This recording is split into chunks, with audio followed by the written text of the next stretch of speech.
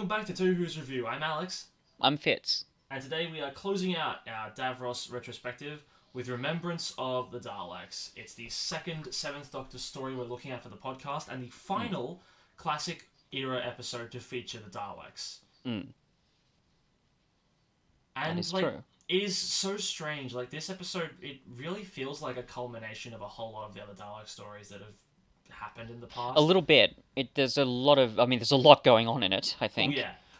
It's also, and I'm not sure if this was official or not, but it's kind of a soft 25th anniversary episode because it It aired in is a little. Yeah. 1968. It takes Yeah. place in 1963 at Coal Hill School, which is the first location ever used in the And show. there's an episode of a brand new television series called Doc that's about to continue. I mean, Jesus Christ, we'll get to that.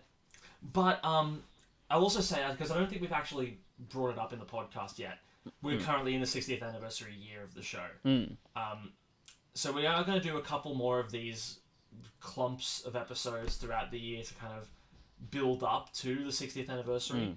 I Yeah. think it's fitting to end on this one because again it is kind of a loose uh, Sure.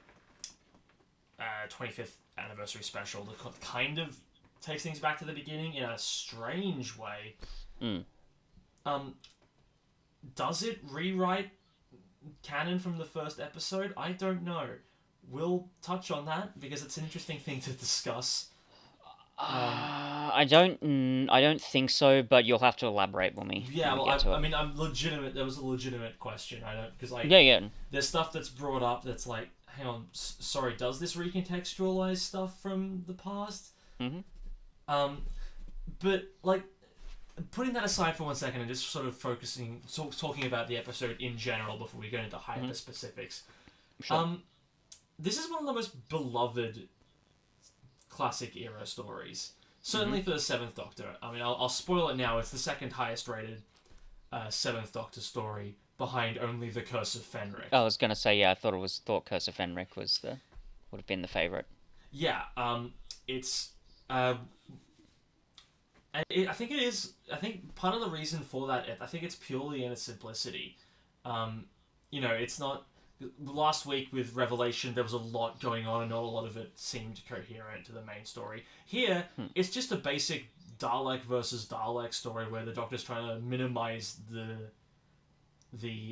incidental damage of the crossfire in the middle. That's Yeah. really all it is. There's a bit more going on, but when you Yeah. boil it down, that's the story. And Yeah. That's the heart of it. Yeah. yes, and I'm gonna say it's. I think it's thematically and probably narratively. I think it is the best version of this Dalek versus Dalek kind of stuff that we've been building Yeah. towards. Yeah. With the last couple of Dalek stories. Yeah. I'd Um, agree. yeah, it's certainly the episode where it's at its most pronounced. Yeah, and like there's one line that Ace says that I've referenced in regards to this topic over and over again. The line, not pure in their blobbiness, Yep. which is such a great way to explain, what it is. Yeah. So yeah, it and I think in that sense the whole Dalek versus Dalek element, yeah, this is where it's most pronounced. I don't know if I could say it's the most pronounced throughout all of the show, but certainly for the classic series it is, and I think Um. that's one of its stronger elements for me. Look, It's it. There's not a lot of it in Revival. Who bizarrely. Mm, It's brought up in Evolution of the Daleks, and mm, that's probably where I think it gets the most spotlight. yeah, There's a bit of it in Victory of the Daleks, but aside from that, there's really not a lot of faction wars amongst the Daleks in hmm Revival era. hmm So I think genuinely this is where it's done the best. sure. Um, Um, I yeah, think, I think there's room to explore it again nowadays. yeah. I, 'Cause- I think I think it would be good. well, especially You with think? this recurrence of neo-fascism that's popped up in the last 5 years or so, it would be pretty timely to do it because Absolutely. You'd think that, yeah, someone would have done it before now. I mean, well, mind you, we spent the last 4 or 5 years living through the Chibnall era, and God knows those well, complexities weren't going to be explored thoroughly definitely enough. not. So, Are you saying that Trump Man, famous Chibnall character Trump Man, wasn't biting enough social commentary on that kind of stuff? no. Yep. It was obvious. Oh, It it was was on there. the nose, but it was basically kind of pointless. Hmm. Certainly no nuanced exploration of these themes. So anyway, yeah, and the fact that you've got Rose, excuse me, Ace giving this really good description of the fascist mentality of the Daleks. Like she literally says, you can tell the Daleks are obsessed with racial purity, which is a little bit of at odds, because I assumed it wasn't political. Gee, I guess I was wrong. Well, I mean, if this show wasn't political before Chibnall, then Jesus Christ, all this stuff about racial wars, um, a Nazi sympathizer who's siding with the Daleks, Yeah, exactly. no colours signs on the homes of people that we're Yeah, that she taking takes shelter with. that Rose takes down. The fact that you've Ace. got that weird speech from Mike where he says, "Oh, sometimes you have to protect you have to protect your own just to make sure you no to keep outsiders out to make Keep sure the your own outsiders out, people yeah. yeah to make sure your own people have a fighting chance." Yeah, sure, that's not political at all. That's not making a statement on this. No, it's not like the entire episode is an overt uh, uh, dismissal of fascism in all forms Yeah, and it racism in all forms. yeah Racial purity is nonsense. yeah It's not like that's the whole point of the episode, and in fact, the yeah Daleks. yeah. Again, the thing I said, not pure in their blobbiness. Such a great explanation. Yeah, and I mean, Um, look, we've made reference to it in the past about how anyone who has that view is an idiot, but I think this episode, more than any, like, this is the one that really highlights it. yeah I mean, look, Sea Devils did it as well, and that's pretty overt. yeah But like, here, especially because of all the clear references to racism, mm, um, the no colored sign especially. Like, if anyone genuinely believes that the political nature of the show and all its quote unquote wokeness now is only a new mm, thing and that's what's ruining it, I present to you Remembrance of the Daleks, one of the highest rated and most revered classic era stories of all time, or Doctor Who stories of all time as well. mm. I present this to you on a silver platter. Look at Yeah. this. In 1988, Doctor Who went woke, and look, don't read into the fact that shortly after it got cancelled. That's completely unrelated. But like, I present this to you, and then I point out you're a fuckwit. Go Mm. back into a Al- hole and stop watching Doctor Who because you clearly have not picked up any lessons from it. Also, the official, I'm pretty sure the official 25th anniversary story was Silver Nemesis, which granted is not a very well loved story, but I'm pretty sure one of the main conceits is that there's a group of literal neo Nazis in that episode. So, you know, Mm-hmm.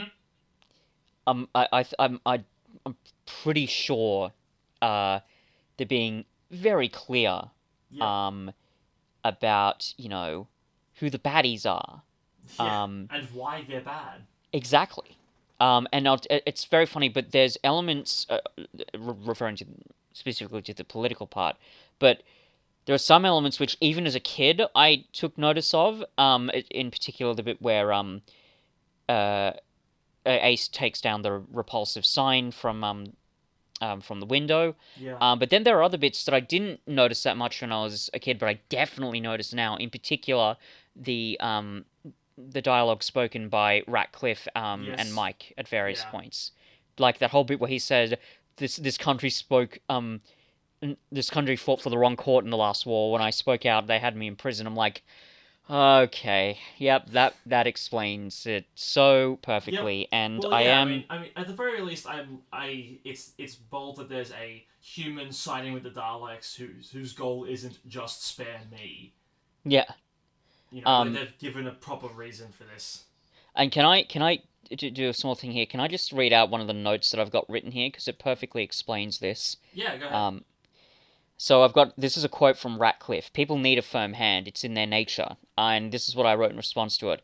Pure authoritarian fascist nonsense, especially when ironically contrasted with the immediate slaughter of his men, and then the girl who's the Davros fake when she then says, "You are a slave, Ratcliffe. You were Yeah. born to serve the Daleks." So again, this whole yeah, the whole idea that authoritarian power structures are somehow part of the natural world. No, they're not. What the fuck No. are you talking about? And this is the consequence of it. Yeah. These people, these collaborators don't matter to the Daleks. They're mites beneath their wheels, Mm. basically. So, Well, it's not only that, but it's also the decrying of the us versus them mentality. absolutely. Like, because I think that is at the core of a lot of fascist mindsets. The idea that for some Yes. Oh, reason, yeah. well, I mean, you're That's seeing it. We're seeing it now, aren't we? With the and it's something that boggles me whenever I see it. Like the recent trans rallies that we've had, like the pro trans rallies where people have gone. They're out in the streets like asking for basic human rights, and then yeah, idiots have said, "I just can't stand this trans rhetoric that's being shoved down our yeah. throats." There's Motherfucker, a the only trans rhetoric is "Don't kill us." yeah. There's a You're the lot of one who's applying the us versus them yeah. mentality. The idea of, oh, because Absolutely. they're out campaigning, they must hate us and want us gone. No, No. that's in your head, you idiot. Yeah. Of course, that's like the big flaw here. Like they don't.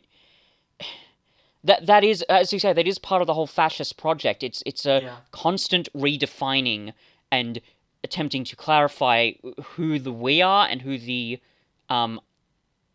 um who the others are, right? Yeah. Um, and it for just happens that in this time in history, you get disgusting right wing people endlessly persecuting LGBT plus folks, trans folks, um, most recently. So Yeah. it's And, like, it's a real disgrace, yeah, and and when like this an utter episode, utter disgrace. yes, when this episode is published, it's not going to be as recent, um, Yeah, that's true. for when it's being up when we're recording it. But I feel like we just had to get off that chest because, gee, we've had a single guest on this podcast, in this run so far, and it has been a trans woman. So, I wonder what stance we would take on the current state of It's politics and the way the world seems to be heading. it's so Do you it's think so that? Do you think that? Yeah. Do you think that maybe we would have like a personal understanding of how trans people think and function?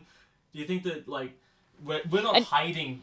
We're not no, hiding some bizarre like trans rhetoric that is supposedly out there, and how there's this weird like wave sweeping of how like just shut up and let them live. yeah, it's a disgraceful situation, and even if we didn't know any trans people personally, Well, no, of that course. yeah, that As it's long as like I don't understand like the mentality, and this is getting way removed from Remembrance of yeah, the yeah, yeah, Daleks, but I don't understand this mentality of like, and you see it a lot with Christian extremists as well, yeah, where it's like this person is doing something, and I've decided that it's affecting me. yeah, And it's also a thing with the whole abortion debate. It's like I'm I'm anti-abortion, and our religion states that if you abort you go to hell. Cool. They might not be your religion. Why are you yeah, but that taking it doesn't matter upon to them. yourself to get involved in someone else's life in one of the most personal things that they could possibly be doing ever? Don't get involved. Let them live. You know they're not affecting you. Just live your own damn life.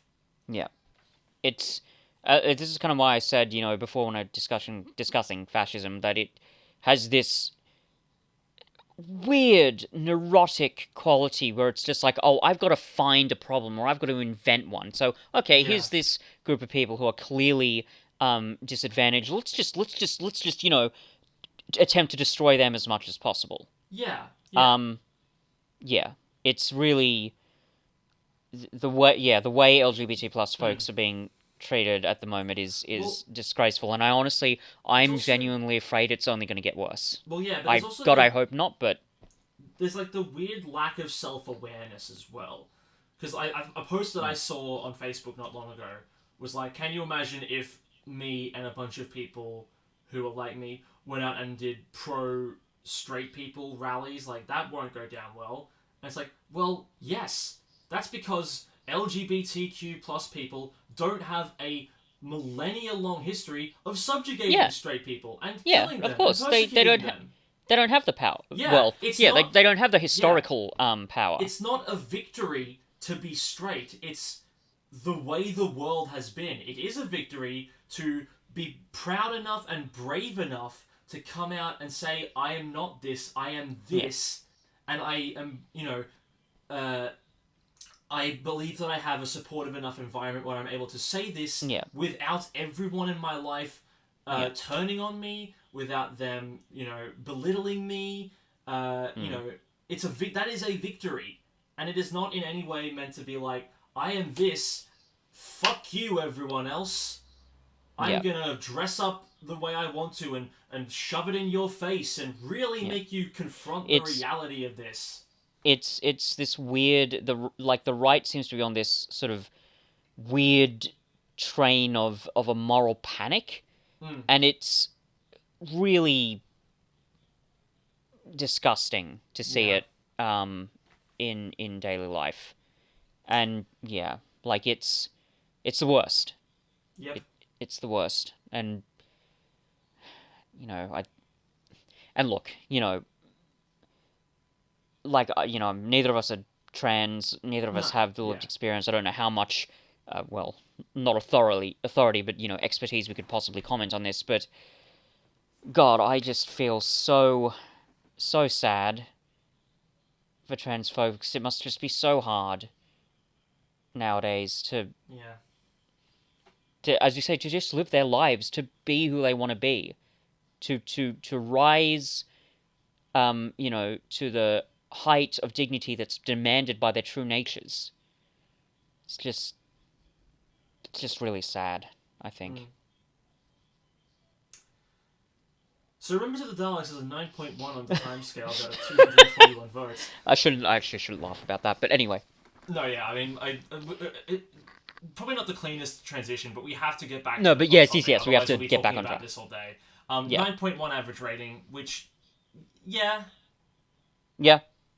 No, I think that's about fair. yeah, I And think certainly I'm it's not. understandable. Yeah, it's Um, understandable. I think I'm not sure where I sit at the moment because like I said, there are a mm, couple of weird things this episode chooses to do that kind of like, okay, did you need this? Like that might end up mm, making me rank this slightly lower than that. mm, I don't know because it's I don't know. Like we'll have to discuss those other elements a bit more in depth because there mm, are some things where I'm like, so what does this mean? What are you trying to do here? What are mm, you trying to say?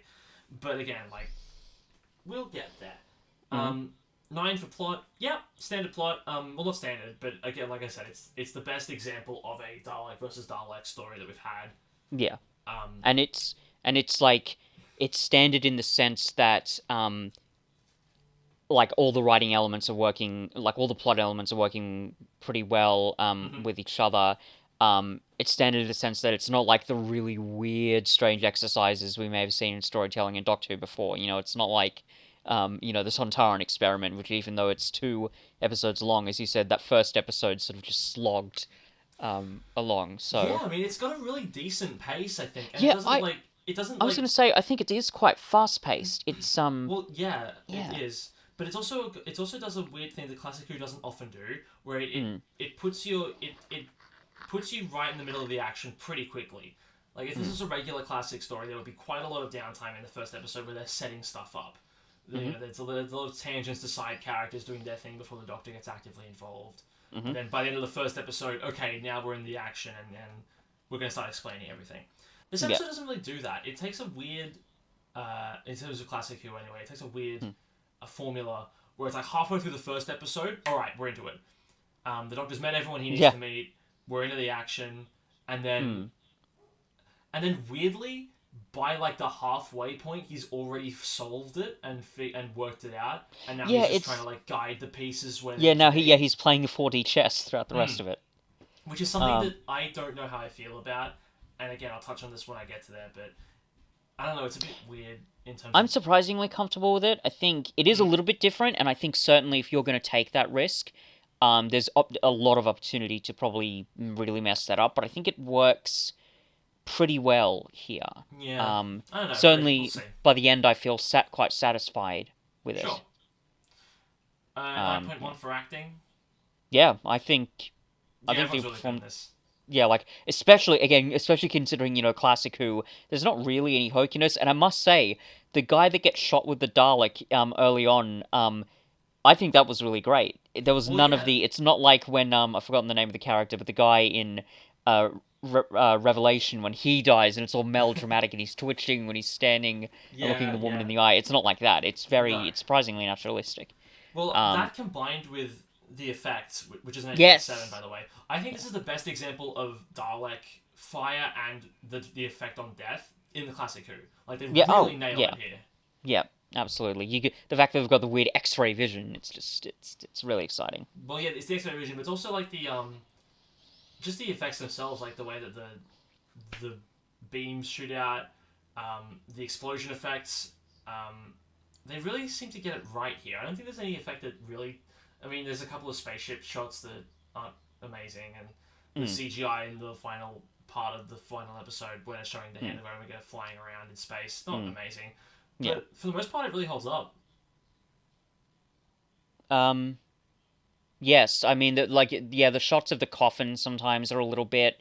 Oh Um, yeah, oh yeah. Never yeah. mind, I forgot about that. There's one shot in particular where it's floating across the junkyard and it looks really fake. I don't think there's even any shadow being put on it. There are other scenes where it's not too bad. The bit where it's Yeah. floating when the doctor's about to put it into the ground looks surprisingly alright. But yeah, that's definitely the weakest. But generally Mm. speaking, I think the special effects in this story are great, especially by classic Who standards. Yeah, they're The really fact good. that like when the Daleks are firing their guns, that looks really realistic and it's been timed perfectly with the explosives that they've rigged. And my god, how great are those explosions? They're Oh fucking yeah, nuts. they're Like awesome. the well, especially when you get the special weapons Dalek. I mean, no wonder. I think I've still got it. My my special weapons Dalek action figure with sound effects.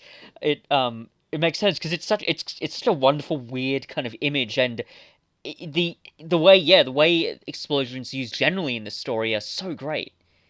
Well, it's insane. It's It's insane that the special weapons Dalek. I thought this it was in this story significantly more than it was. It's only like 5 minutes of the final episode, but mm, like it's become such a popular Dalek. yeah. Well, I mean, again, they made an action figure of it, so Well, yeah, definitely. it's pretty wild in that Hmm. sense. Again, I think it's a fairly iconic Oh yeah. look, especially because Daleks don't generally change their look a lot, Mm. and even when they do, Mm. it's in small elements. So to have this Dalek tank rolling down the streets, it's pretty wild. But yes, generally special effects pretty damn good. And again, like as we said, the shot of the guy with his skeleton getting shown when he's shot with the Dalek thing, pretty damn great. Yeah. 9.1 for Oh, replay value. must oh also one thing I will say, Davros's face mask not amazing, It's but not as bad as I remember it. yeah, I had a memory for some reason hmm, of this just being a shithouse mask. yeah, But it's not as bad. I think maybe it's because they made the decision to give him like big black lipstick. mm. I Yeah, think because he had that's like a dark mouth before, but it's not as prominent. It's like he yeah, almost looks like uh Danny DeVito's Penguin at the end of Batman Returns yeah, kind when he's of. just vomiting black crap. Hmm. So, Hmm. it's not too bad, and I like the whole. It's an interesting touch, giving him, the blinking, light in his eye, just to Yeah, show how cyberized he's become. So, yeah, yeah. definitely. Anyway, yeah. So replay value. 9.1. Yeah, I mean, I mean, it's to the extent that like there were a lot of like we've both seen this story before doing it for the podcast, and both of us noticed a lot of stuff that we had missed in the past, mm, like in terms of yeah, the overt nature of the political message it's trying to give. yeah. And now, like, it's that element is still certainly here. Yes. And I'll say, here's the thing, because when I was watching it, because I've also, yeah, I've also watched this story about 3 times in the last week, 2 weeks. Anyway, and there were moments where I thought, oh, there's some bits of the plot that are they coming together as well as I want them to? Are there questions that need to be answered? But watching them, I think, oh no, I think those questions are answered satisfyingly enough. So it was like, it was great the first time. mildly concerning the second time, but then it was a lot better the third time again. So Yeah. yeah, so Um, I'd say that's roughly fair for replay value. sure. 18 out of 105 people say this requires a previous story.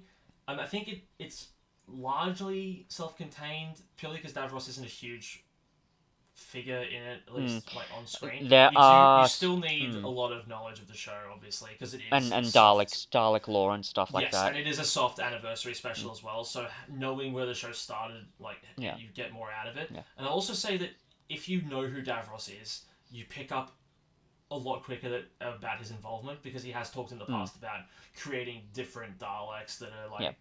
And you Uh, can tell whose voice that is. well, you can also tell his voice it is, but like even if you don't, like before that point when they talk about how these white Daleks have like mechanical components and they've got Hmm. like this weird exoskeleton kind of thing or Yeah, internal skeleton that's made yeah, of metal. When you piece that together with some of Davros's plans in the past to create yeah. new and better Daleks than the original ones, you can start. It allows you to piece together a little earlier the Hmm.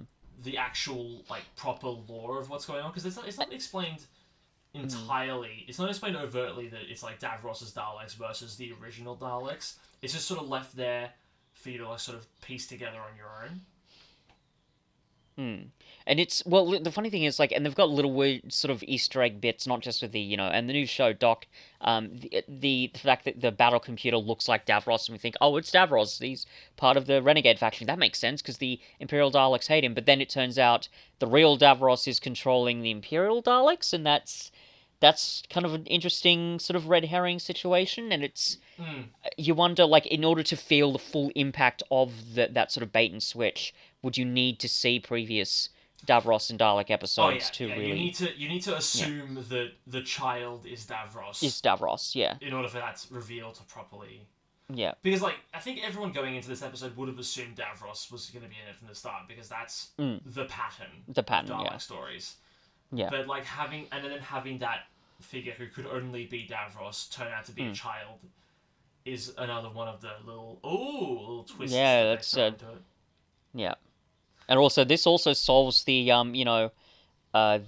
robot the Daleks being too logical. It solves that problem. Yeah, it really does. Yeah. It's similar to the school reunion that they use, the imagination Yeah. someone Yeah. young, like a child, to you know Hmm. sort of control the battle computer. It's interesting. Yeah, and it would make They, sense to do that as well. Like mm, it with the way they describe it, like introducing an element of intuition or like imagination. It would make sense to get a child for that because it's just sort of limitless in that regard. yeah, for sure. I'm going to read the synopsis. Yeah, sure. The TARDIS arrives in London in November 1963, where the Doctor and Ace discover that two rival factions of Daleks, one loyal to the Dalek Emperor and one to the Dalek Supreme, are seeking the Hand of Omega, a powerful Time Lord device that the first Doctor hid there during an earlier sojourn on Earth. The Daleks are focusing their search around Coal Hill School, the school that the Doctor's great-granddaughter, or just granddaughter, Susan attended, while a military unit led by Group Captain Gilmore is attempting to resist their incursions. The Doctor tries to keep Gilmore and his team out of harm's way while the two Dalek factions battle each other for control of the Hand. Mm, The Imperial Daleks eventually overpower those led by the Dalek Supreme and capture the device. The Dalek mm, Emperor is revealed to be Davros, now with only the last vestiges of his humanoid form remaining. The mm, Doctor begs him not to use the Hand, but is ignored. However, this is just the final ruse in a complex trap laid by the Time Lord to defeat his old adversaries. The Hand vaporizes the creature's home planet Skaro by turning its sun into a supernova, and then returns to destroy their forces orbiting the Earth. The Doctor confronts the Dalek Supreme and causes it to self-destruct by convincing it that it is the sole surviving member of its race. mm. Now, very quick, and I want to get this out of the way immediately because I am Sure. concerned that this episode screws with canon in a big way. Yeah. It's implied that, well, it's not implied, it's basically overtly stated that it's the first Doctor that took the Hand of Omega and hid it here. Yeah. Cool. Like it's. I mean, it could like arguably. Yeah, like an old geezer with white hair. Yeah, like who else could that really be referring to? Especially given it's Earth back in '63. So. Yeah.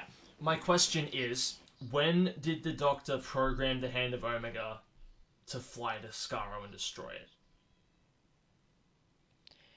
Um, Did he I do that hmm, initially when he hit it the hmm. first time, or is it something that we didn't see when he had the hand, and In like was the in the little funeral cellar place. thing? Yeah, Yeah, that's a good question. I always Be- interpreted it as the latter, that he did do sure. something to it. Because when he's giving the uh the bat to it and it comes back, it's kind of implied there's some sort of a I don't know, like a he's got a sense of control over this thing, and Yeah. then the fact that he goes through this whole elaborate, it's I don't know if you call it a ruse, but a whole elaborate thing where he puts it in a grave and puts a weird black tombstone with a sideways 3 on it for some reason. I'm not sure Hmm. what that's about, but the fact that he does all these things, I think for me that's enough implication that he did something to it to program it to fly back to Skaro, especially when you consider the fact that if it was the first Doctor who who the guy was expecting, that Doctor may not have met the Daleks at that point. He hadn't, and Now that's that why I was yeah concerned that about that the would canon. it would open up another question. It's like, well, if the Doctor hadn't met the Daleks yet, why did he have the Hand of Omega on Well, Earth? yeah, exactly. Yeah, That's a that whole was my other question, and thing. I think the interpretation that the Seventh Doctor is the one that specifically programmed the hand to do this Hmm. is the valid one Yeah, I think so because that's too. the only way it makes sense. Um, Yeah. one thing I will double check: why didn't the Doctor just send the hand off to Skaro himself? Why did it have to be? Why did he have to trick the Daleks into doing it? Um. It's a good question. See, I would say it's so that the Daleks could use their technology themselves to take it back to Skaro. I mean, there's reference to a brief reference to the fact that the Daleks have time corridor technology, which we've seen Yes, before. yes. But yes, there's an argument. Why couldn't the Doctor just do it directly? Hmm. I'm not.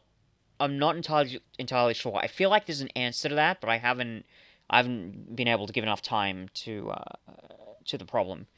Um. Well, hmm. is it explicitly confirmed they used the time corridor to take the hand somewhere before activating it? Because that might be it. No, If like the the doc, time corridor, no. the Doctor mentions it, but the Daleks don't. All they Oh, that's say right. is Because that, it's not the Daleks that use the time corridor aren't the Daleks that get the hand. They're the different factions, aren't they? well, it's possible that either of them could have corridor Yeah, technology. that's The true. Doctor That's kind true. of implies that, but um, when the Imperial Daleks have the Hand of Omega, they say entering Skaro time zone. So they're moving it through time. I mean, the Doctor never Uh, says 1,000 years in the future or the past. He just says, you're a million miles from your planet and 1,000 years away from it. So they've moved it um, through time. You could argue theoretically the Doctor could have just done that. Um, I don't well, know if well, whether. it's possible it had to be taken through time first because he knows Yeah. that he may have he had been on Skaro at certain points, and if destroying it in 1963 meant he couldn't have been on Skaro those other times, Mm, that would have been a paradox. So it is possible he yeah. had to wait for the Daleks Yeah. to use the time corridor to Yeah. activate the hand. That is entirely possible. So Yeah. So it. Yeah. Like he. Again, like even like he still theoretically could have just gone to that 1,000 year point in the past or future, whenever it was, and go there and dump the Hand of Omega in there. But also, yeah, no, what the Daleks intend to do with the Hand of Omega when they're turning the sun into the source of power. Is it implied there's like a specific type of technology that the Daleks have that the Doctor personally doesn't have, so he needs to use their technology to do it? Maybe maybe that's part of it. the other thing is Hmm. the properties of the Hand of Omega. Hmm. I don't think they're very well defined. Oh Like no, no. it's Yeah. Like this is an object that travels through. Yeah, I think travels through time, can travel across space, can give people Time Lords, control over time travel, but also it can make a electrifies a bat baseball bit. bat. Yeah, exactly. Yeah. So Yes, and that it's I'll cop to that. That's yeah, fine. maybe it's possible that it had like there were limitations and like without the Daleks supercharging it, it wouldn't have been able to either make the sun a power source or a supernova. Mm. Um, but like we're making these allowances for the story. It's possible that all this stuff was true. If it's not outright explained, it does leave all these questions lingering over the episode, which are Mm. questions that I genuinely had while watching it.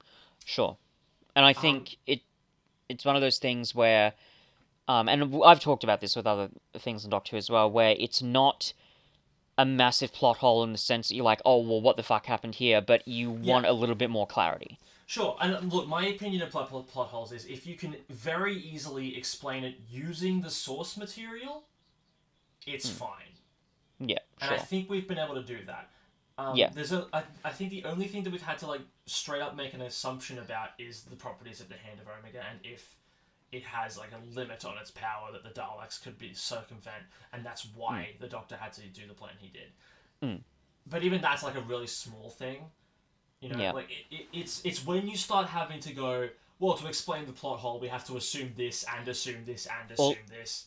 That's when they Also, start getting a bit more mm, weird for me. al- also, I wonder because he then said, um, I don't know, maybe this doesn't count, but he then said it returned to Gallifrey at the end. Uh huh. So, yeah, yeah. So, Which does make you wonder why he took it in the first place. mm, maybe yeah, just to destroy Skaro.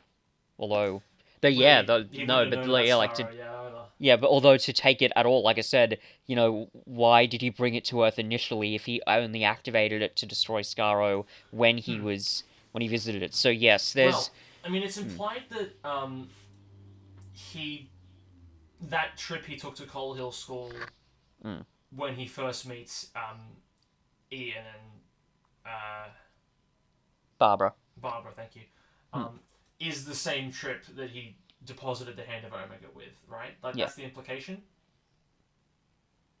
that's the yeah, like there's nothing. That's the only thing that really could be Hmm. implied with this statement where the guy's like, yeah, I thought he was an old geezer with white hair. Yeah, I Um, mean it's the exact same time period, it's the same place. It almost yeah, has to be. Otherwise, he went yeah, back there a second time yeah. because I don't know he had to pick Susan up from school. And also at this point in Doctor Who's history, they Time Lords and the Doctor would have been hesitant to cross their own timeline. That's true. Yeah. So would it? Well, Yeah, there well, surely couldn't be any other time but also I when was you gonna say, put the Hand of what I was gonna Omega there. say is like at that time the Doctor had left Gallifrey because he was like done with Time Lord society. Basically, Hmm. like he was like there are a bunch of stuffy aristocrats. I'm off on. I'm Like just gonna go travel, and it's as the possible that he was Doctor's. like Hmm. I'm gonna take the Hand of Omega because they shouldn't have this power. Although I don't know if he Hmm. would have been mistrusting of the Time Lords even back then. Hmm. I think it would have just been a case of they're a bit boring. I don't know Yeah. if at Well. this point he would have had that innate mistrust of the Time Lords that he would later lose with Jodie Whittaker. Hmm.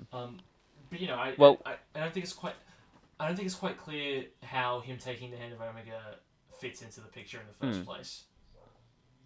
Well. There's that bit, and I'm sure I wrote this down as a quote Hmm. somewhere. But when he says when he's explaining why it's called the Hand of Omega, he says Time Lords have an infinite capacity for pretension. Yeah. Um, and Ace is like, I've noticed that, and I love that, but that could be sort of part of that motivation. He again he may not mistrust the Time Lords to the extent that he would go on to do, but he recognizes there's something off about the society that he came from, and he doesn't want to be a part of it. So Yeah, it could be maybe that. that's part of it. Oh, by the way, it's so weird though, Cuff, because like Mm-hmm. the Time Lords having an infinite capacity for pretension, but like, why would they Why lie? would they lie? It's almost like that it's baked into their society. It's baked into their culture Mm. to Mm. lie, cheat, and steal. Their aristocratic culture. It's Yeah. wild. Why would they lie? Sorry.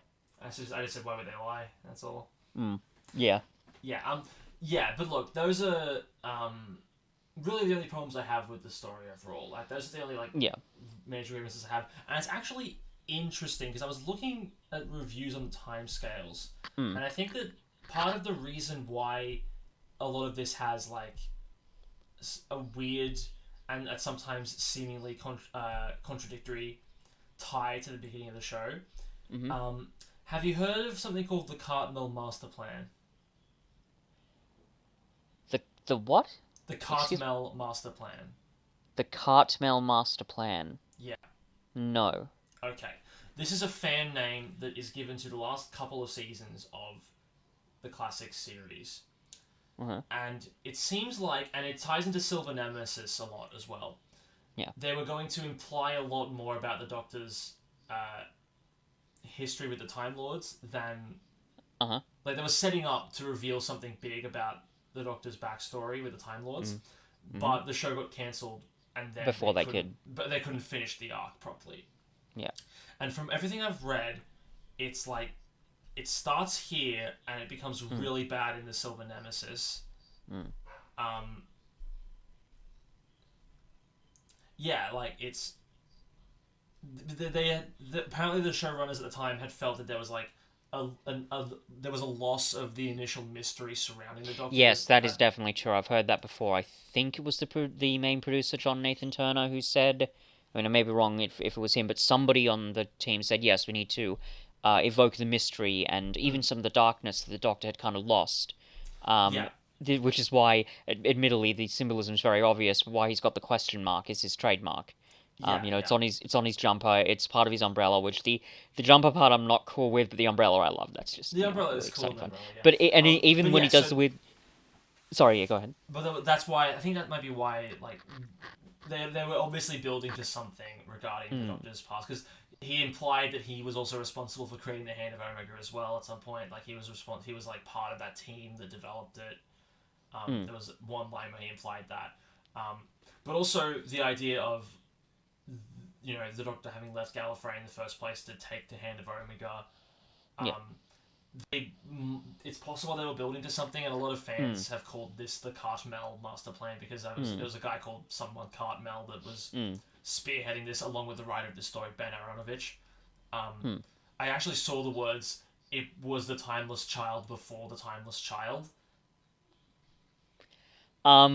Which I look, if the arc had finished, I could see that, and also just on paper it being like they're playing with shit before Unearthly Child. Don't do that. Yeah. But it makes me Yeah. curious to see the Silver Nemesis at some point to see like exactly what it is that a lot of How people it- have a big issue with. Yeah. By all accounts, it's not a good story, but Yeah, it would still be interesting, kind of fun to dissect, I guess. yeah, I mean, at the very least, it's stuff that I was reading through and I was like, wait, what is this Cartmel Master? What is this? Oh, that might explain why they're dealing with Why stuff they- that happens why they before took those Unearthly decisions. Child.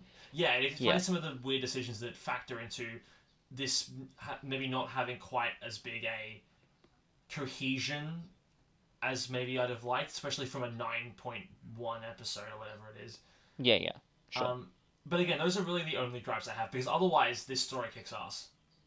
Yeah, I think it's really fast paced. I think it's action packed. There's Yeah. so many just fucking fight scenes that are crazy. Oh, Whether yeah. it's Dalek on Dalek, human on human. We've got conspiracies. We've got two Dalek factions going at each other. Yep. We've got the Doctor scheming away and doing his 4T chess thing. We've got Ace fighting against a bunch of often racist, sometimes sexist assholes, and just it all Humans just, working with Daleks as well. Like, yeah, the collaboration, and it's actually really good in a way that they've taken the Ben Aronovich sort of combines the sort of the what at this point was a fairly classic concept of the Dalek collaborators and fusing Yeah. that with a fascist element, saying Yeah, the collaborators tune into the Daleks because they're even more fascist, I suppose, than the collaborators are, but also that's their Yeah. downfall. Well, it's a nice change of pace from someone like being tricked into working with the Daleks. It's nice to be like, Yeah. oh no, like I'm just outlining my philosophy and I'm on board. Yeah, because there have been How can I other help? there have been other elements where humans will collaborate with the Daleks. So I think an earlier example is in the Daleks' master plan with Marvik Shen, but he does it just like for purely sort of megalomaniac um, power, excuse me, elements, whereas these guys, well, I mean, you could argue it's kind of the same thing, but like they've got a more ideological bent to them, which is an interesting change, I think. Yeah, definitely. So yeah. Um, and I think we touched on it earlier, but it's nice to see so many different aspects of the Daleks from the stories that we've seen and haven't seen even sort of come together in a really natural way for them to come together. You know, Mhm. the Mhm. fascism, the faction wars, Mm. the idea of purity, uh, Racism meets Ship of Theseus thing. racism, Bishop of Theseus, us versus them. Yeah. You know, to a lesser extent, survival. Um, And you know, also, on the element of us versus them, this sort of goes back to something which I think I mentioned about fascism generally. Again, fascism in a really despicable way tries to designate the us and the them, but yeah, what tends to happen with fascism is that us and them tends to narrow, and you mm, see that in this episode because the collaborators of the Daleks, they think, oh yeah, no, we'll join them in whatever weird fucked up utopia they're going to create. Nope, they're slaves that are just going to die. That's just how it works. So yeah, um, interesting to see that sort of play out. yeah. But like, obviously it's all stuff that we've seen before, but like seeing it all in this sort of weird combination of elements makes it seem a lot more unique than I think it is on the face of it. Mm.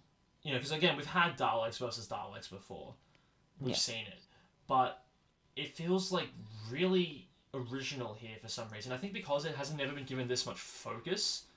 Mm. I think the most we've had with Daleks versus Daleks before was in Resurrection. And even that was like right at the end Yeah. of the story. Yeah, I mean, Resurrections like it's there, but it's not prominent until the end. Like it mostly manifests before that in Davros sort of scheming away. Yeah. But we certainly don't get any Dalek on Dalek violence until the end of it. Speaking of Davros, does this episode ignore the end of Revelation? Look, if Davros is taken away by the Daleks to be tried to be not tried, but like he's taken away as the Daleks' mm, prisoner, and then there the next are time we see him, he's somehow built new Daleks. Like, look, there's a couple of things to say about this. So first off, I'm wary of sort of criticizing the sort of canonical contradictions in areas like this because we've seen Davros die from the Magellan virus and then he just sure, shows up in Remembrance so sorry, in Revelation, excuse me. So yeah, that's one part of it, but also there's enough room for interpretation, especially with Davros's character, that I would believe this happened. Now, granted, again, as I've sort of said previously, maybe I'm being a bit biased because I've listened to some of the Big Finish audio stories, and I can't remember which one, but I'm sure there's one of them that sort of talks about the Davros's adventures between Revelation and Remembrance, mm-hmm. and how something happened where he was able to sort of become a ruler for the Daleks. And again, the strangest thing is that he's ruling the Imperial Dalek factions, but they're the ones that took him in to Dalek prison Yeah. in Revelation. So Well, it implies that at a mm, certain point, Davros was able to build enough Daleks to usurp the Supreme Dalek and the original blobby ones yeah, and take over Skaro themselves. And so the original Daleks mm, have become the outliers and you yes, know, that's true. yeah. And which is but anyway, that would track though, and it does. It would It's track. kind of I can yeah, believe that a lot more than he escaped and built new Daleks. Like I can mm, believe that he would have been taken by them and then found a way to take back the throne of Skaro, so to yeah, speak. yeah, and it makes sense because in a way, it's almost like Ben Aronovich is kind of tying up some of the slightly loose ends in Resurrection, because when in Resurrection, when Davros says, I will build a new race of Daleks, they will be even more deadly, this is perhaps the conclusion of that. Yeah, and we Um, certainly see a more deadly Dalek in this yeah, story, the special weapons from the Dalek. Imperial side, so Yep. Um, again, it's one of those things where there's not heaps of clarification on it, and maybe you may want a little bit more, but it certainly doesn't ruin it. well, yeah, I I mean, don't think. it's not. I don't think it's contradictory to how these characters have been No, portrayed before. no, certainly in terms of purely character, yeah, this is definitely something Davros would try to do. So Yeah, it's his duplicity coming in. yeah. Moving on from the Daleks because I think we've covered them Hmm. pretty much thoroughly. Yeah. Oh, the one thing I'll say about Davros is, here's the thing, right? He's fine for what he is in the episode, but I honestly think he's probably one of the weakest parts in the episode, Oh simply yeah, because he's it's not a essentially only there for 5 minutes. yeah. This is a Dalek story that happens to have Davros in it. Yeah, Other stories, other rather Dalek than the Davros other way stories have around. been a lot. I'm not really certain if it's the other way around per se. Like it's just that they've been more like cohesive with how they Well, combine the two.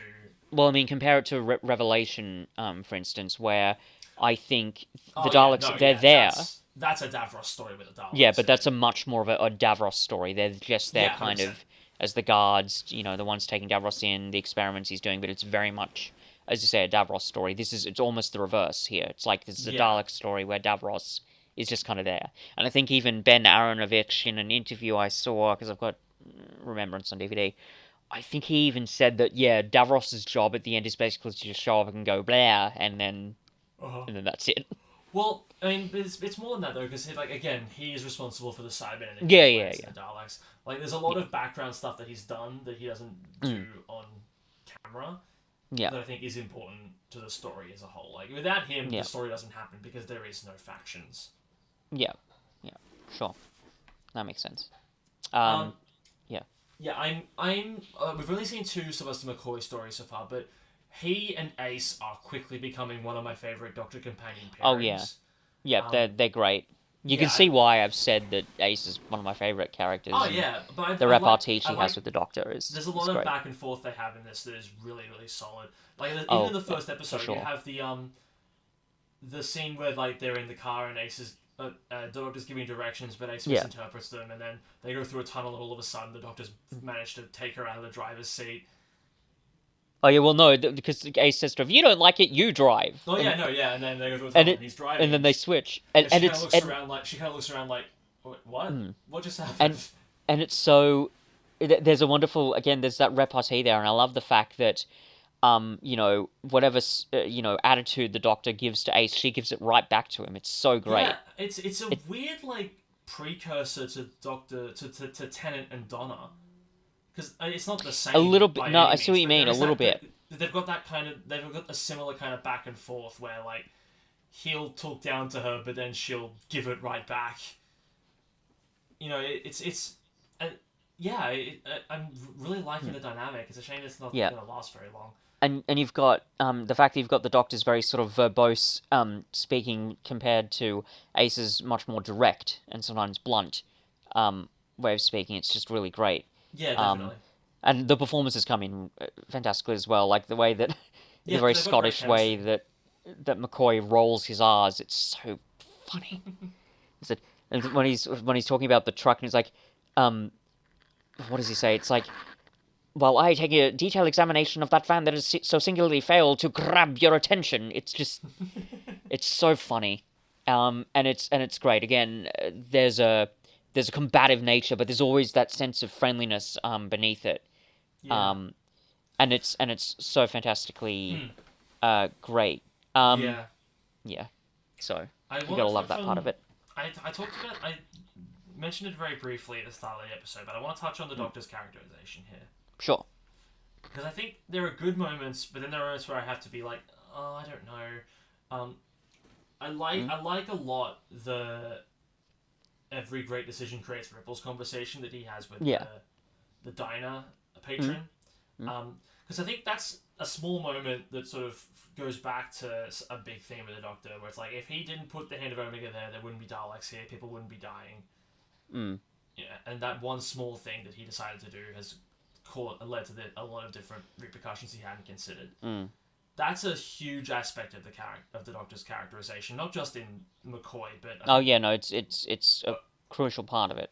yeah, over the whole run. I think it's great that they're able to explain it in such a simple way, but also they don't shine so much of a light on it that it's like overbearing on the episode as a whole. Yeah, it's fairly subtle. It's having that scene is good because it makes it significant enough for the audience to really remember it. It's a nice little pause in the story for us to sort of thematically reflect on all of this. But yeah, it's not overbearing the story or even the Doctor's characterization in general. Yeah, but that leads me into his actions in the rest of the episode after Mm-hmm. that point, because for Mm-hmm. me, I don't know.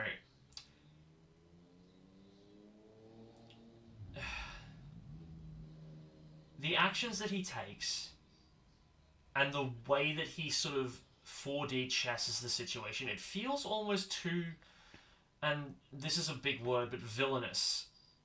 No, I see what you mean. Hmm. Like, Um, the idea that he mm, would, like, because it's normally a villain character that will play with these chess pieces to get them exactly where they want them for their plan to work. To mm. see it coming from the Doctor is a bit weird because the Doctor is usually a more reactionary character.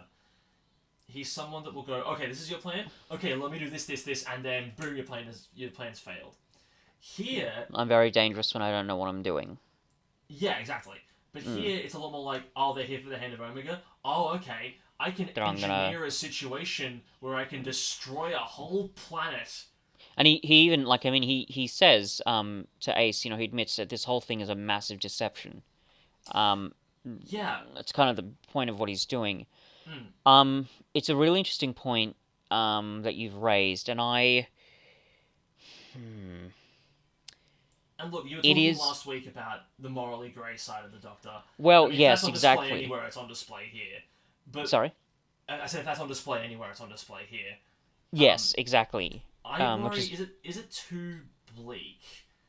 I Because don't think so. And you and could, look, this could just be the personal thing that we discussed last time. I know I got really a little bit intense about it, about how ooh, sentimentality, yeah, but this is I'm actually really glad with what this is the story we're looking at following Girl in the Fireplace because this kind of I wouldn't say it proves my point, but it demonstrates what I like to see in the moral ambiguity of the Doctor.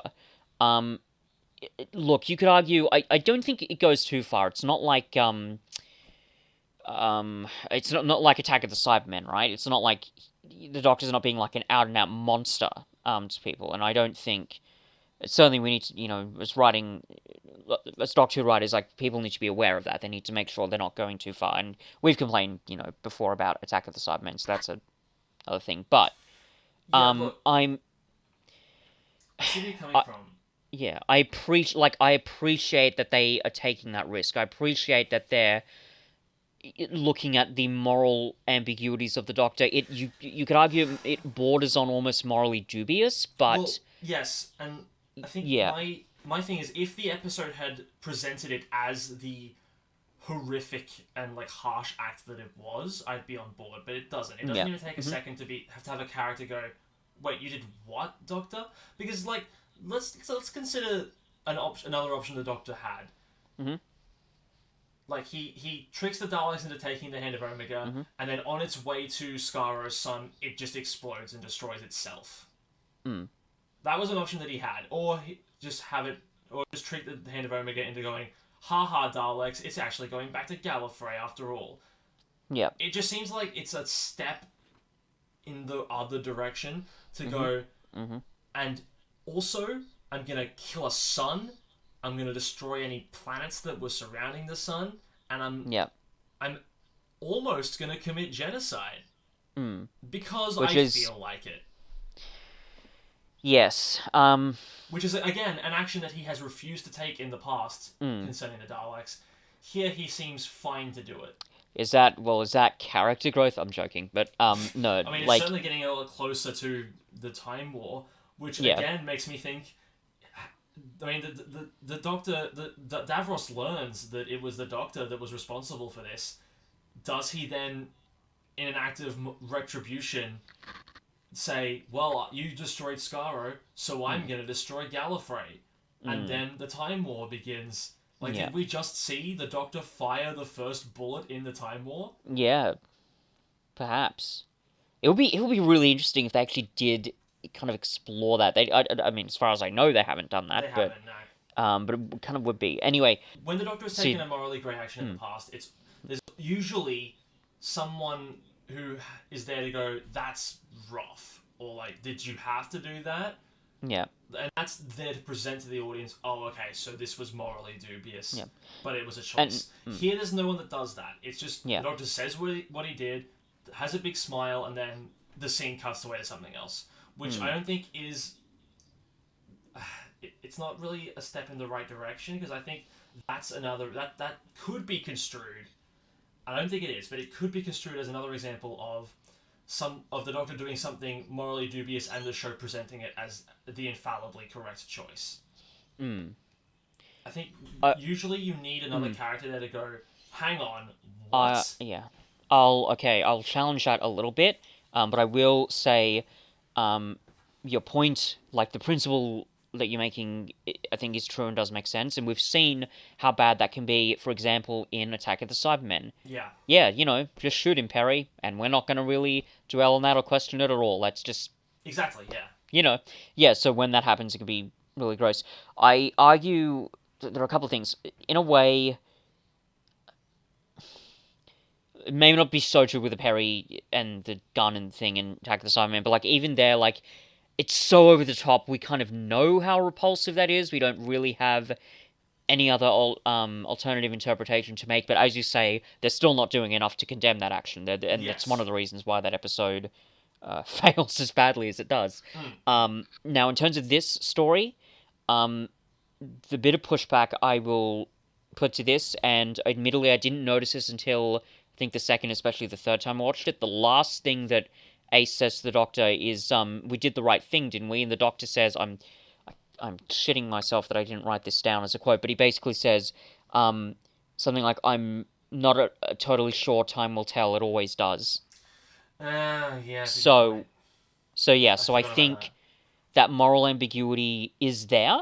that. Mm-hmm. And I think the way it works, this is actually, as I said, a great example of why I prefer the morally ambiguous Doctor to any sort of, form of moral infallibility. I know we discussed that to death in the last story and how I Yeah. may have misinterpreted it, but you know what I mean. Like on principle, I Yeah, yeah, yeah. take, like I feel, I don't know if this is weird to say or not, but morally, I'm more comfortable with reckoning the Doctor as a flawed mortal being that just has a lot of power, even if that means I have to sort of reckon with them as an almost uh, uh, like cosmic horror kind of entity. I mean, I know that's a really disturbing thing by implication, but you know what I mean. Like, at least there's understanding of the flaws and understanding that having, a powerful being, deciding people's fates is not a particularly good thing. I will take that any day over, an instance of timey-wimey Jesus, basically. Oh no, 100%. Um, Yeah. yeah, so, and again, that's true regardless of what I said with Girl in the Fireplace. Again, you pointed out some flaws to my argument there, and fair enough, but the core of the argument still stands, and this story reminds me of why. Yeah, I'm no, actually really... I'd Sorry, forgotten go they ahead. had I'd forgotten they had that moment of self reflection at the end of the story Yeah, where, for the smallest moment, they go, "Did we do the right thing?" And I would argue, no, there were other options you could take other than yeah, destroying a planet. Um, yeah. and I don't necessarily know if, like, look, this may be a wild interpretation, hmm but is the show saying fight fascism with fascism? If there are racists, do a genocide on them. Because Yeah, I don't think that's what it's saying. no, I don't think so, But there is the worry either. that that interpretation is there. I haven't seen anyone make that interpretation, Yeah. and I I think think, it would well, be an mm, act of insanity to draw that conclusion. yeah, well, I think, uh, like, the story itself, I don't think you can certainly make that interpretation because the No, no. Daleks are shown as unequivocally the bad Oh fascist yeah, easily. bad guys, and the Doctor's got that sense of compassion and caring about people and wants to do things, Yeah. the more moral way. You could argue again. I don't think you could argue it really, but there's more evidence for that when you put it into context because we know that the Doctor has actively decided not to commit genocide, has decided not to commit cold-blooded murder when it comes to Davros. Well, actually, no, not really decided that, but reflected on that behavior in Resurrection.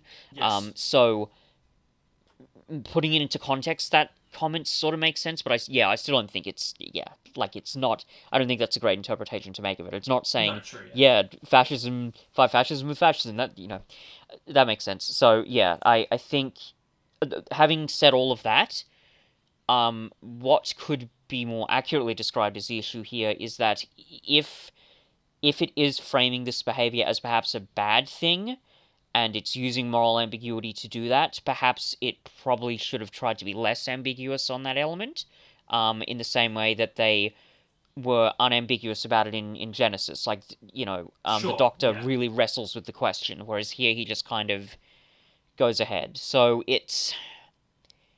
Yeah, I think reflecting on it, it's not as bad as Mm, I initially thought it was. yeah, sure. I But mean, I at the do end of the definitely understand what you mean. yeah, I mean, at the end of the day, like, they're Daleks. Yeah, yeah. I think it's also like really handy that they've established that Skaro is radioactive and no other life can survive there for very long. So like destroying Oh, yeah. Skaro here doesn't destroy any other Although, yeah, no, that's more redeemable native species yeah. that could have cropped up. Yeah. I mean, I don't know how. I think it's fairly explicitly said in the classic series, but especially once you get into say the Big Finish audio stories, it's established that the Daleks are the only things that are meant to survive on Skaro, basically. Yeah. So yeah, I mean that makes sense. So I think I'm glad you brought up the sort of the ethics behind it because I don't know, there's just a couple of ways you can go about it, and I think, like I said, for me because we essentially know how powerful the Doctor is and how powerful they can be, um, I sort of prefer that more morally ambiguous element. But that has its own drawbacks too. Yeah. Um, Something which I'll bring up, which I was actually definitely gonna I think bring up in Girl in the Fireplace, but I didn't. Hopefully, this will put this whole thing more into context. Mm-hmm. The way I view sort of the moral ambiguity of the Doctor and why I think it's so important is because if the idea of Davros, for example, having power to set him above the gods, if that idea disturbs you, it should disturb you almost as much in regards to the Doctor, because, Well, that's why obviously. that's why Sorry? the that's why the Time Lord Victorious works so well as a dark turn for David Tennant's Yes, Doctor. absolutely. I love. God, I was watching that scene the other night at like the end where Adelaide confronts the Doctor. I was like, yes, this is what I'm talking about, folks. We need more of this. Anyway, but yeah, like, and so like, if I had gun to my head, if I had to choose between someone, I don't know, to rule the universe, I guess, Davros and the Doctor, like, I would choose the Doctor because the Doctor's not a disgusting, raving fascist lunatic, but Hmm. the implications are still disturbing, if that makes sense. So for me, I feel there's more of an honesty in looking at those morally ambiguous elements, but as you sort of hint at, that could have its drawbacks too. And I don't think this story rather, I don't think it gets to that point where it's seriously morally Oh dubious. no, But no.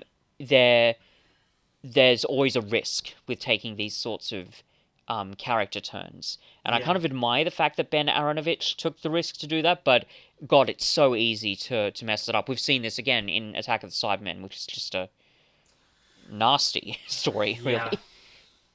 So yeah, no, honestly, I'm really glad you raised that because I'm last week when we looked at Girl in the Fireplace, I'm glad we're looking at this story next because it helps me to sort of reflect on that a little bit and sort of Yeah. Definitely. question, what do I like in these sorts of stories, if Yeah. that Yeah. makes sense. Um. There's not much else I want to discuss with this story. I think the rest of it is largely it's there and it's good. Um. One thing I really want to address. Hmm. So apparently, the television show Doctor Who exists within the television show Doctor Who. Like, I know that's there as like a little It's a ha-ha joke. wink at the Yeah. audience, but no, I'm sorry, I can't, like, wrap my head around the implications of this when taken outside of that metatextual wink. Like, Well, maybe it wasn't Doctor Who. They never totally confirmed it. Maybe it's another oh yeah, yeah, show yeah, sure, called yeah, yeah. Doctor We're now taking you Morse to Mysteries, we're now taking you to the the brand BBC new series the Doctor Watson and His Adventures. the brand new science fiction show Dog Aliens from Planet Neptune. I don't think did they say science fiction? I can double check because I have the transcript. Oh, great, fantastic. Um, but yeah, I mean that's just nonsense that they did that. it Yeah, yeah. They say this is BBC Television. The time is 5:15, and Saturday viewing continues with an adventure in the new science fiction series Dot. Doc it yeah, it's I mean Why is Doctor Who on at 5:15 in the morning? Kids should be in sleep by then. no, it would be in the afternoon. I'm pretty sure. I thought it was in the morning based on the time of the timeline of everything, the events No, happening. I think it's the afternoon. I'm pretty sure. I mean, I could believe Yeah. that, but like I just And that's based certainly on when it would have aired, but you know. yeah, just based on the sequence of events, it sort of felt like it was the. I mean, it would make sense because 5:15 in the morning. There's no way the sun would have been out that long and that much, so it makes sense it was the afternoon. But I, for some reason, thought it was the morning because I don't think a lot had happened before that point Although in the day. that's an interesting thing actually because and this is something I never really understood when I was a kid, but um the when the sun rises and the sun sets um is fairly sort of extreme in the UK, right? Like in True. summer, the sun doesn't set till like 9:30, but in contrast, in winter, it's dark by 4 p.m., which is rather curious. Yeah. So it's kind of hard to tell. I would assume it's 5 o'clock in the afternoon, but Mm. yeah. No, But I do anyway, too. Yeah. But also the other thing is they've purposefully set this story in November 1963, mm, shortly after Doctor Who will have started airing, like a week, the last week of November. mm. It's insane no one's talking about Kennedy.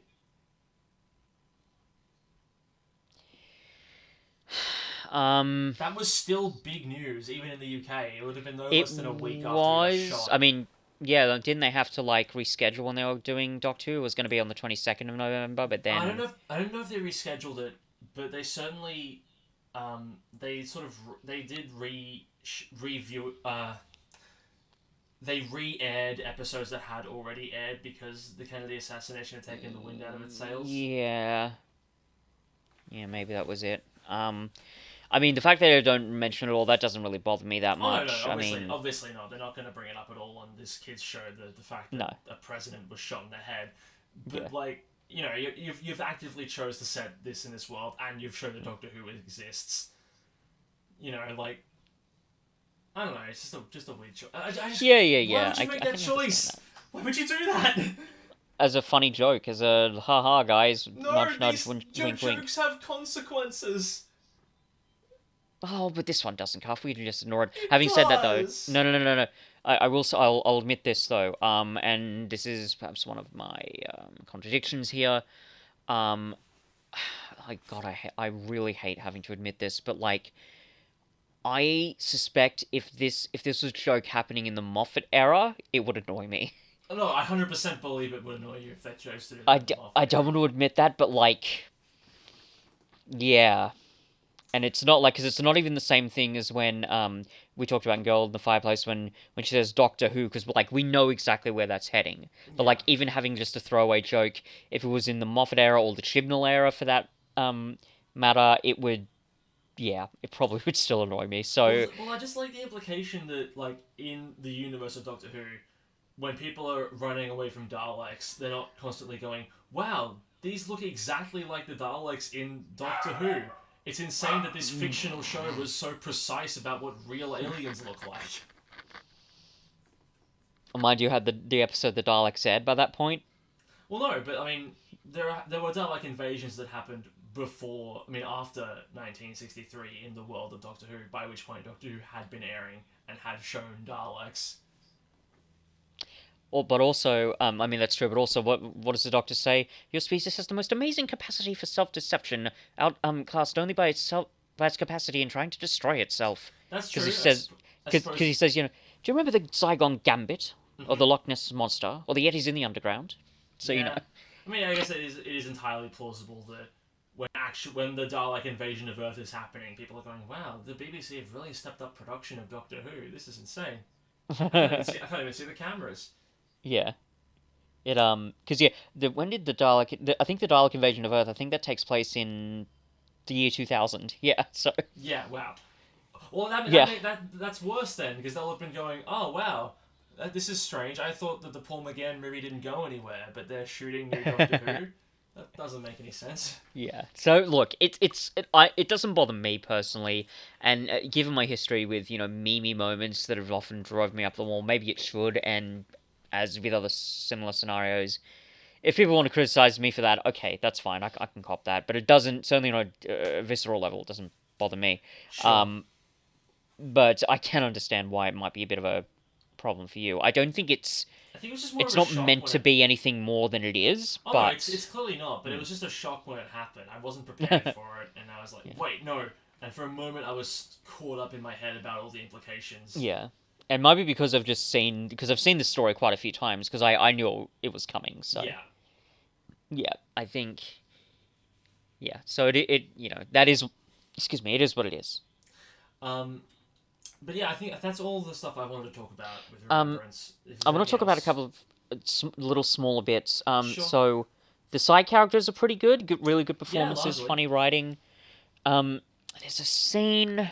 I mean, I'm happy that the obligatory military idiot was like swayed to the Doctor's side Yeah, that was earlier than interesting. he He otherwise was would have. group captain Chunky Gilmore. Yeah, Chunky I'm Gilmore, sorry, baby. I thought that was funny. It's just so great. But there's a lot of interesting interactions that the Doctor has with other characters that are very the Doctor, and it Oh in yeah, a way kind of goes to, as again, sort of the moral ambiguity, because as the Doctor is on a number of occasions, he's a bit of a jerk. yeah, To everybody, like he says, with respect, group captain, your career is of amazing little consequence. yeah. Um, just little things like that, and there's an irony there. We know that the Doctor's being a bit of a shit.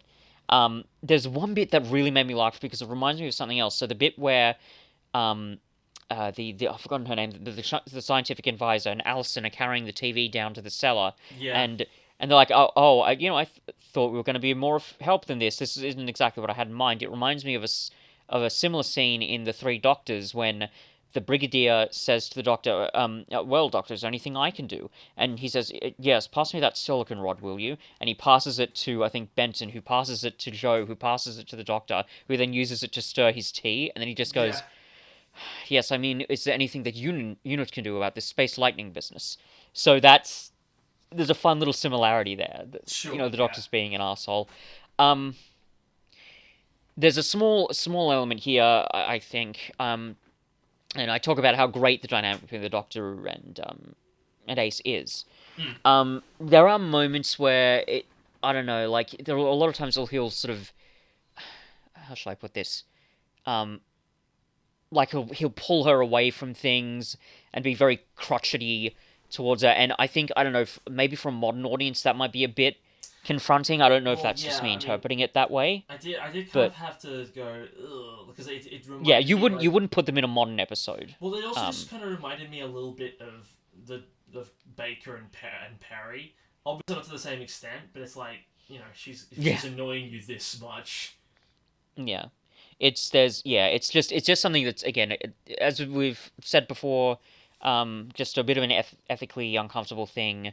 Again, we need to be honest about it, but yeah, it doesn't ruin the show and even the character dynamic for me. But yeah, it's just something that I thought I'd bring up because I think I even noticed it to a lesser extent, but still noticed it in Happiness Patrol. But Mm. it's certainly here. So yeah, I thought I'd bring that up. Um, I don't think I'd say this now totally, but there was a moment where I'd wondered, in terms of her character development, was Happiness Patrol a slightly stronger showing for Ace than she is here? I mean, maybe I'm wrong about Um, that, but what do I you don't think? know because I think Ace. I don't. they're different beasts, aren't they? Because in Mm, Happiness Patrol, Ace is given time to talk to a lot more characters and like yeah, influence them, and but in this yeah, one, she's still doing stuff and she still has a lot yeah, to yeah, do, yeah, and it's sort of like the reverse, where it's like she's learning. Well, she almost has this romance with someone who turns out to be a big racist and hmm. someone who either was or wasn't intentionally working with the Daleks. Yeah. Um, and then through that Who she was a learns. grass, as perhaps the Yeah, third Doctor and might I think say. I think maybe through that she learns something about not jumping to conclusions about people and so learning to question them a little bit more. Yeah, Um, which is true. That's a fairly significant part, I think, yeah, in terms of character. because So, I don't think in Happiness mm, Patrol Ace had a lot to do action wise. mm. Like she hotwires a car with the Doctor and drives it, but apart from that, it's largely like she gets taken by I people feel and like she's got more like to do in this story because she's running around bashing the shit out of Daleks with baseball yeah, bats, which is she's freeing fucking the Doctor great. from a cellar. Yeah, She's helping out with the Nitro Nine and yeah. Whereas, but I don't know. Like, I feel like it just purely in terms of character, in terms of personality and interpersonal dynamics. At a certain point when I was watching Remembrance, I thought, is there more of that in Happiness Patrol? Maybe I I'm think. misremembering it, but Look, I don't think either episode is a bad Ace episode. She's good in both of these, yeah, and she yeah, has different things to do, which I think is good because it showcases, um, the flexibility of Ace and the kinds of roles that she can take in stories, and it's not always going to be the same thing. yeah, yeah. That's true. Yeah, it is. I think it's probably just part of the dynamism of her character, which is really cool. Yeah. But yeah, I thought I'd just bring that up. A couple of other smaller things here. The time controller. I love that. It's so clearly one of those things from like a science museum where you put your fingers on it and the lightning. It it's a very again that's Yeah, I don't know that it's one step away from making all your hair stick up because of yeah like static electricity of it all. it's a very sort of it's a bit of a BBC moment because it's like oh well they've clearly just brought this in to make it look cool and sci-fi-ish, but it still weirdly works. Yeah. I wonder if it goes back to the whole thing that I mentioned before about the sort of visual effects on Canny Valley, where yes it's obviously a bit odd, but because Doctor Who is so stylized, it works in the context of the show.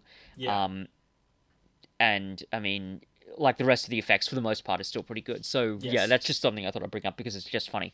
One thing I really do want to talk about, and it's a shame I haven't mentioned it yet. I love the score for this story. Oh I love the yeah. soundtrack.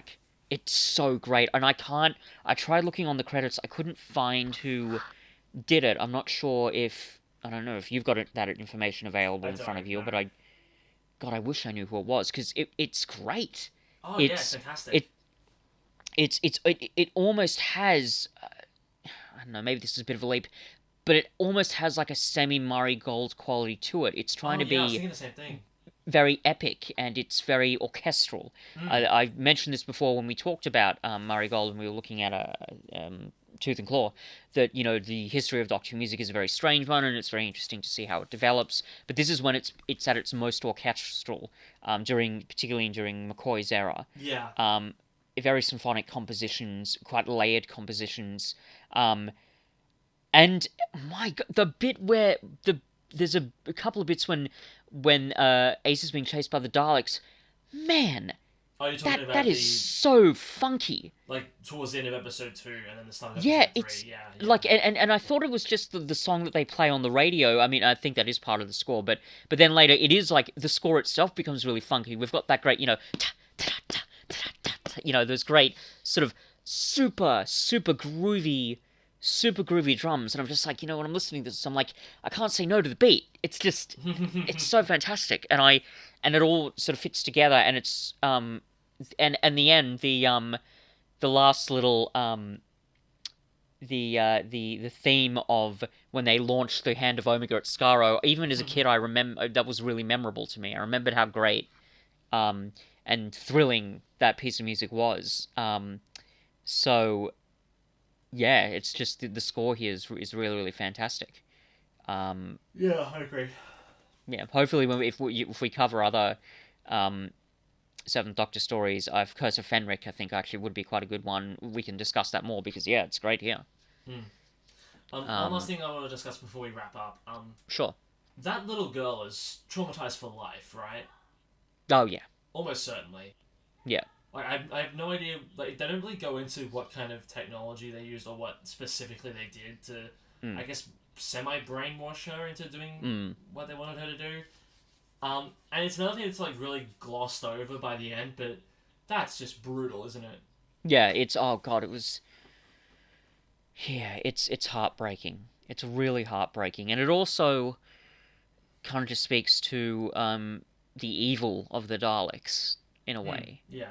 Um, and it's just it's yeah, it's really rough. Um, Mm. so yeah, yeah, I agree. Like it's quite brutal, and in a way, having that at the end, it kind of I think kind of goes along with the whole moral ambiguity because now we're realizing, oh, I think I've mentioned this before in the chase, but like whether the time travelers are Daleks or the Doctor, them leaving their impact on people, maybe that's not always a good thing. Yeah, definitely. So that's an interesting part. But yeah, um, yeah, that was very quite heartbreaking Mm. to see in the end there. But I think that basically covers all of it, right? Yes, I'm pretty sure. Oh, I think when the Dalek destroys itself, I think even as a kid at a certain point, I thought, oh, isn't that kind of a little bit silly? Like it's just being told it's got no purpose. It's why would it just destroy itself? But now that I'm older and we've watched a number of Dalek stories, especially Dalek, we Mm. know that there's I think a context for that. Even Oh even yeah, before Dalek happened, there's enough context for that. certainly. Yeah. Yeah, it's Oh yeah. Real quick on the effects before we wrap up fully. sure. Like the transmat effect isn't amazing, but I do like how it shows the the blobby Dalek and then the casing around it, and then it becomes a Yeah, more yeah, solid thing. the inner workings, the X-ray vision. Yeah, exactly. Yeah, yeah, that is yeah, it's pretty cool. Um, Um, but I think that's it, right? um, oh, and the cliffhanger in a way for episode one isn't amazing because it gets resolved really, really quickly. Sure, but episode two's one is like that as well. Yes, that's true. Is episode three? Actually, I think Three episode is three is this. also Three is the spaceship landing, which is something that okay. affects the rest of the story. So it's not. Yeah, so that's all right. Yeah. But yeah, again, Doctor Who's showing some of its story quirks. So the cliffhangers don't always work. Although God knows they're not the worst we've seen so Oh no, far. no, not at It's all. not like the Sea Devils. So you know, Um, um, what would you rank Remembrance of the Daleks at?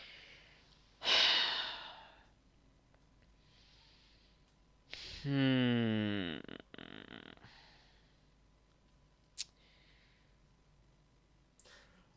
I I want to go with a 9. That was what I was going to give it initially. The element that you took, where we discussed the whole moral ambiguity thing of it and how we questioned how well that's being executed, makes me rethink that. But mm, I'm yeah, I'm locking in an eight for me. you okay. I'll